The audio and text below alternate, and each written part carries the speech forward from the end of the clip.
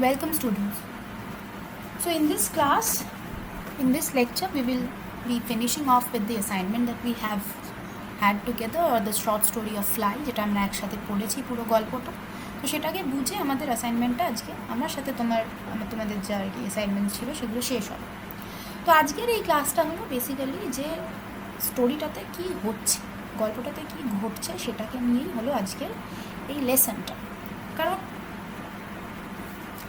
in the Fly the action is very less, মানে খুব কম action বলতে আমরা যেটা বুঝি খুবই কম অ্যাকশন।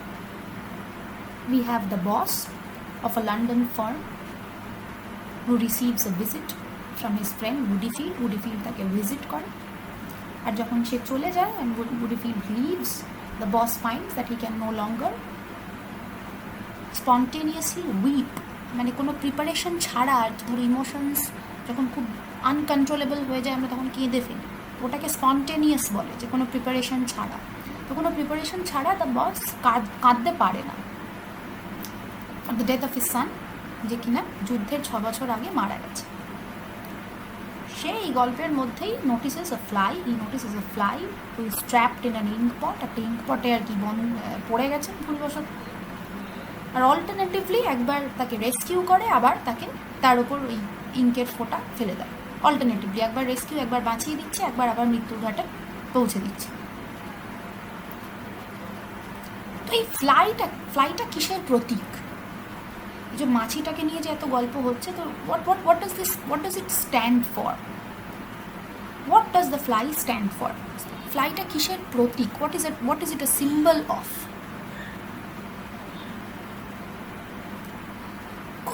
আপাত অর্থে আর কি প্রথম দিকে এই গল্পটা পড়ে আমরা বুঝতে পারি that the fly is a symbol for the boss in the process of dying. আর কি কীরকমভাবে in the story the fly is shown in the process of dying, মৃত্যুর ওই প্রসেসটাতে আছে। বসেরও আর কি যে দুঃখ করা বা শোক করার যে ক্ষমতাটা, সেটাও আর কি মরে যাচ্ছে আস্তে আস্তে। সুতরাং therefore the fly stands or symbolizes the boss's grief, বসের যে দুঃখটা সেটারই প্রতীক হলো the fly. However, আমরা যদি আর একটু খুঁটিয়ে দেখতে চাই তাহলে আমরা দেখব যে এটা এতটা সহজ না। কীরকমভাবে?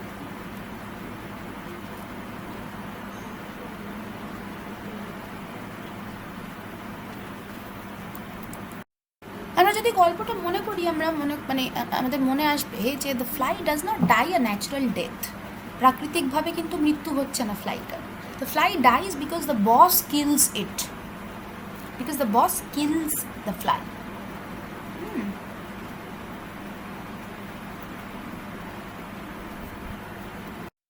তো তাহলে যদি ফ্লাই, এর আগে আমরা যেটা বললাম, the fly symbolizes the boss's grief, বসের দুঃখটার প্রতীক যদি হয়ে থাকে, and if the boss is killing the fly himself, সে নিজেই ওই ফ্লাইটাকে মেরে দিচ্ছে, তো তাহলে কি নিজের দুঃখটাকেই নিজে মেরে দিচ্ছে? এই প্রশ্নটা কি আমরা করতে পারি? If you look at the quotation that you see on your screen, যে কোটেশনটা আমি দিয়েছি সেটাকে যদি তোমরা দেখো, তোমরা বুঝতে পারবে that there is a certain kind of a life force within the fly, মানে বেঁচে থাকার যেই আর কি তীব্র ইচ্ছেটা, সেটা আমরা এই মাছিটার মধ্যে আর কি খুঁজে পাই ডেসক্রিপশনগুলোর মধ্যে।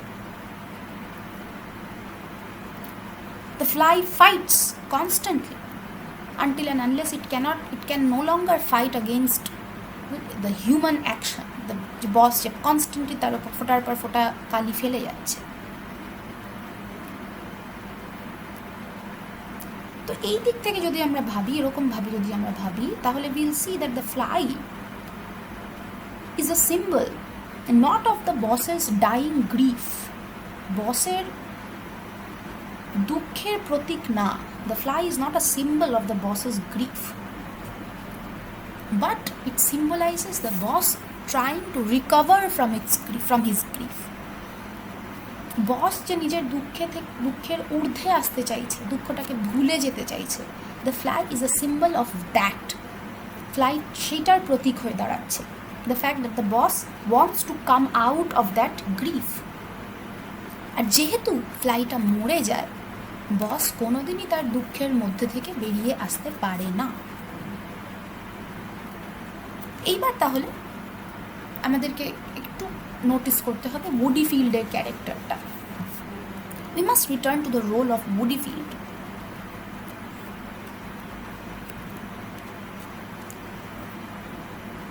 যদিও বা খুব স্পষ্টভাবে আর কি লেখা নেই, আমরা এটা বলতে পারি that the central experience, the most important experience in woody fields life has been similar to the buses. মানে উডি ফিল্ড আর বসের মধ্যে যতই পার্থক্য হয়ে থাকুক না কেন, দুজনের জীবনেই সব থেকে বড় উপলব্ধিটা হলো ওদের ছেলের মৃত্যু ঘটা। দুজনের মধ্যেই এটা কিন্তু খুব similarity. Each man lost an only son in the war, at the same time and at the same place. Though younger than the boss, Woodyfield বসের থেকে বয়সে কম, Mr. Woodyfield is a frail old figure, গল্পের মধ্যে লেখা আছে frail old figure, on his last pins, এটাও লেখা আছে গল্পের মধ্যে। Whereas the boss, উল্টো দিকে the boss is evident is stout, rosy, 5 years older than he and still going strong, still at the helm, এটাও আর কি গল্পেই মেনশন করা আছে।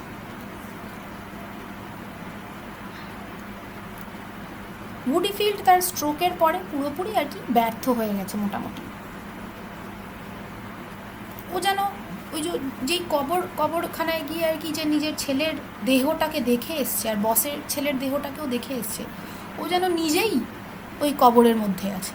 মানে উডিফিল্ডের জীবনটা এতটাই নশ্বর হয়ে গেছে, বা কোনো রকমেরই আর কি চাহিদা, কোনো রকমেরই আর কি আশা নিরাশা কিছুই আর কি বেঁচে নেই তার জীবনে।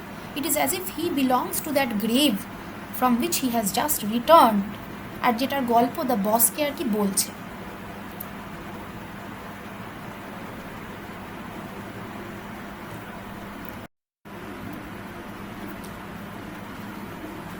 গল্পটাকে, এই শর্ট স্টোরিটাকে আমরা we can also see it a bit differently.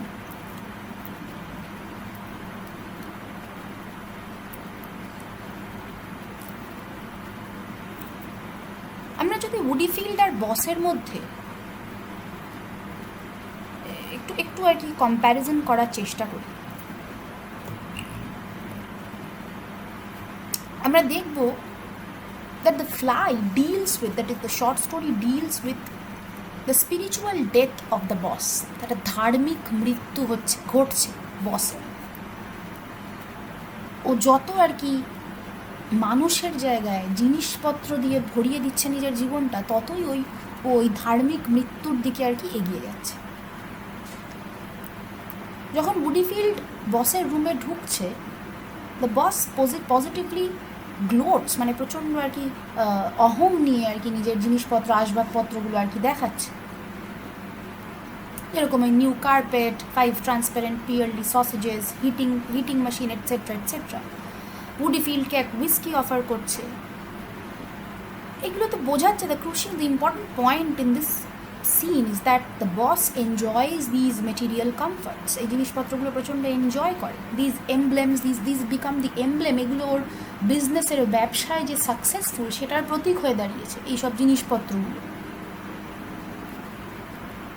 কিন্তু যখন ওর ছেলে বাঁচা ছিল, যখন ওর ছেলে বেঁচে ছিল, তখন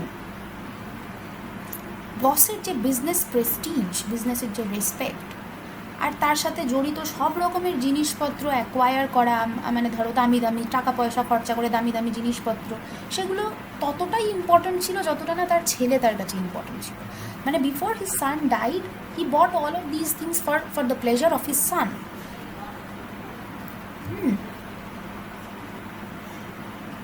ওই জন্য বলছে যে life itself had come to have no other meaning.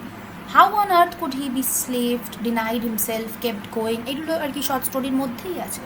The boss was not of course একটা মেটেরিয়ালিস্টিক মনস্টার, মানে খালি জিনিসপত্রই টাকা পয়সায় ভালোবাসে সেরকম বস নয়। যখন বস ছিল না, যখন ওর ছেলে বাঁচা ছিল, আর এখনও সেরকমই হয়ে গেছে কিনা সেটাও আমরা জানি না, মানে পুরোপুরি শিওরলি জানি না।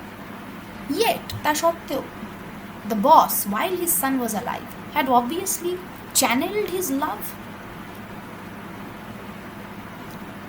For his son through things material. মানে যখন ওর ছেলে বাচ্চা ছিল তখন ভালোবাসাটা কীরকমভাবে দেখাতো ছেলের প্রতি, এই জিনিসপত্র দিয়ে।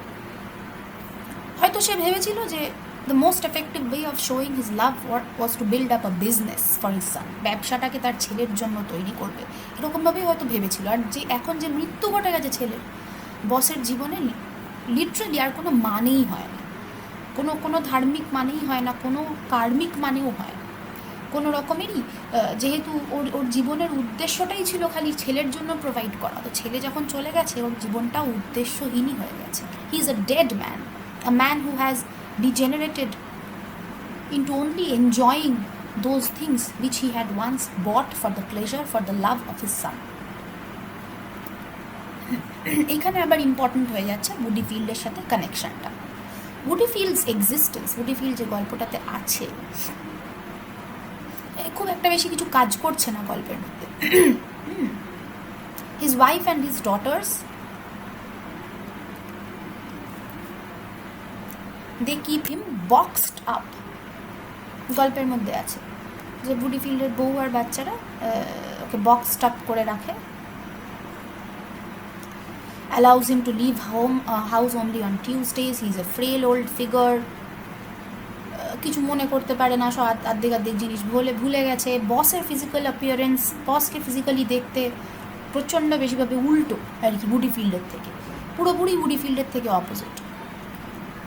আর যেরমভাবে উডি ফিল্ডও নিজের মৃত ছেলের কথা বলতে বলতে ওই জ্যামের দাম অনেক বেশি নিয়েছে, ওই গল্পতে ঢুকে গেল, আমরা গল্পের মধ্যে পড়েছিলাম।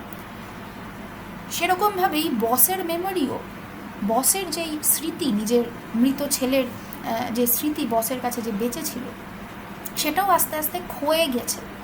আর মানে আস্তে আস্তে যে ক্ষয়ে গেছে সেটা কোথায় এসে ঠেকেছে, that he only loves material things না, খালি জিনিসপত্রের পেছনে আর কি দৌড়, অহং, জিনিসপত্রের প্রতি প্রচণ্ড বেশি অহং। তো দুজনেরই ক্ষয়ে যাওয়া স্মৃতির জন্য আর কি মানে মেমোরিটা যেন এফেক্টেড হয়েছে, ঠিক আছে, তাদের ছেলের মৃত্যুর পরে।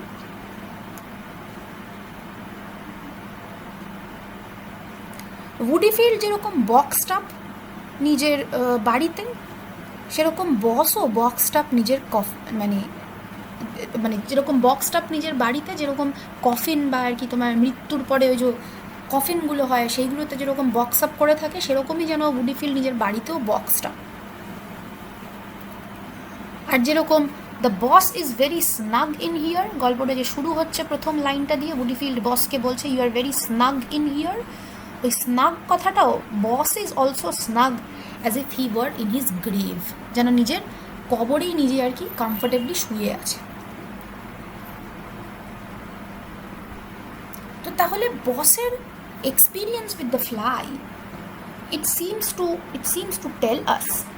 to tell us that he is no longer spiritually alive. ধার্মিকভাবে বা আত্মার দিক থেকে বা মনে সে একদমই বেঁচে নেই, তার মনে মৃত্যু ঘটে গেছে। আর তার অস্তিত্বটাও এই পৃথিবীতে as useless as woody fields existence is. The struggles of the fly with the blots of ink, in fact, they are similar to the struggles of the boss with his grief for his son. The prime thing, সব থেকে important যেটা আমাদেরকে observe বা এখানে notice করা উচিত হলো সেটা যে as long as the fly is affected by the blots of ink which drop on him, he is still alive. Just as the boss is still spiritually alive as long as he is able to grieve for his son. মানে ঠিক যেরকমভাবে বসের ফ্লাইয়ের ওপরেও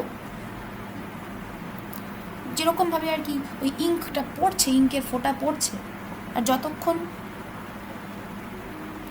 সে struggle করছে তার আগেনস্টে, বেঁচে থাকার জন্য যুদ্ধ করে যাচ্ছে ওই ইঙ্কের ফোঁটার দিক থেকে, it is very much similar. মানে the fly is alive up till then, যতক্ষণ ও যুদ্ধ করছে জীবনের জন্য ততক্ষণ সে বেঁচে আছে। ঠিক সেরকমভাবেই যতক্ষণ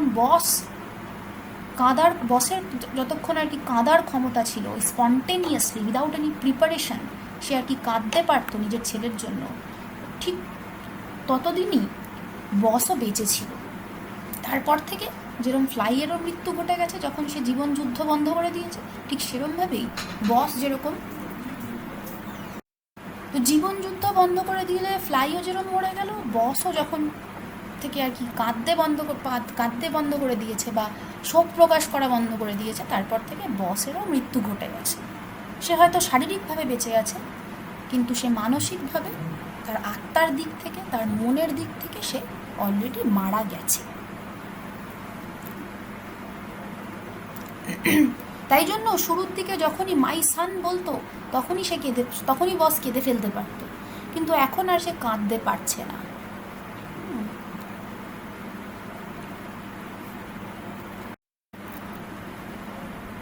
The love which the boss felt for his son was the sole substance of the boss's life as a truly human creature. মানে যতক্ষণ বস নিজের ছেলের জন্য ভালোবাসা দেখাতে পারতো ততদিন ধরে সে মানুষের মতন করে, হাড় মাংসের মানুষের মতন করে, যে দুঃখ, কষ্ট, ব্যথা, ভালোবাসা সবই আর কি ফিল করতে পারে, এক্সপিরিয়েন্স করতে পারে, ঠিক সেরকম মানুষের মতন বেঁচে ছিল। But during the 6 years after his son's death, the boss could substitute his grief for his son for his love for him. মানে ওই 6 বছর ধরে ওই ছেলের যে মারা গেছে, সেই মৃত ছেলের জায়গায় ছেলের প্রতি যে শোক, সেটাকে দিয়ে বস নিজের জীবন ভরিয়ে দিয়েছে। কিন্তু শোক তো সবসময় থাকে না, শোক imperfect, grief is an imperfect solution.